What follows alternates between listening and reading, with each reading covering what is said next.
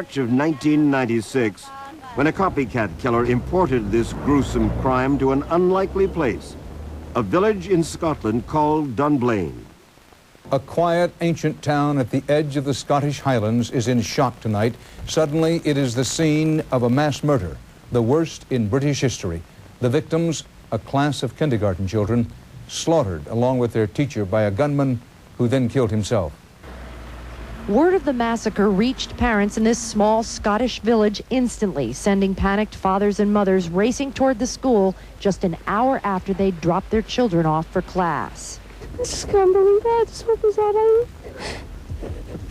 Just really good to see if he's all right. We heard these gunshots in the gym. We looked down and thought, oh, he must just be firing at a target or something. It was gunshots, and we were very scared. I'm numb.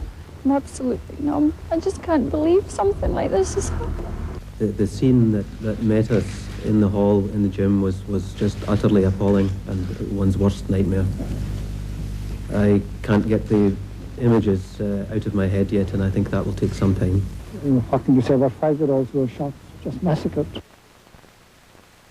Killed in the rampage were a teacher and 16 children between the ages of 5 and 6. 10 other youngsters were wounded. The killer was identified as Thomas Hamilton.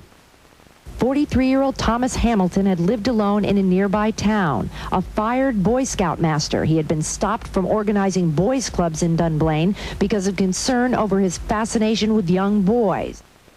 His licenses for the clubs had been revoked after parents learned that he had taken photographs of the boys while they were undressed.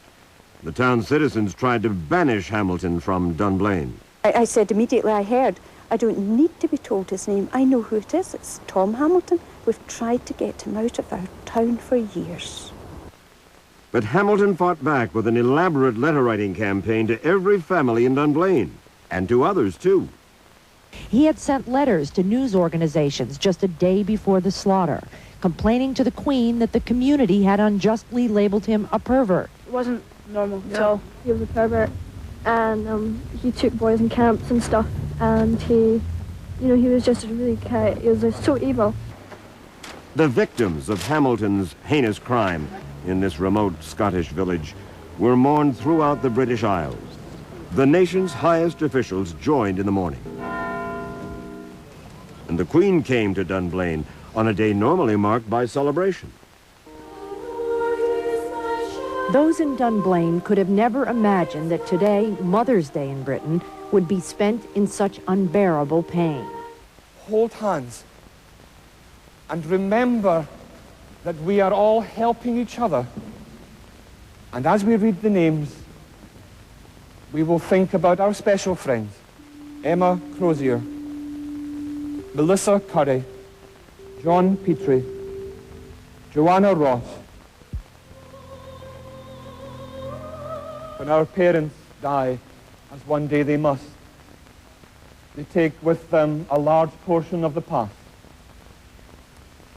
But when children die, they take away the future as well. I can't bear it. I wish I could take the ache.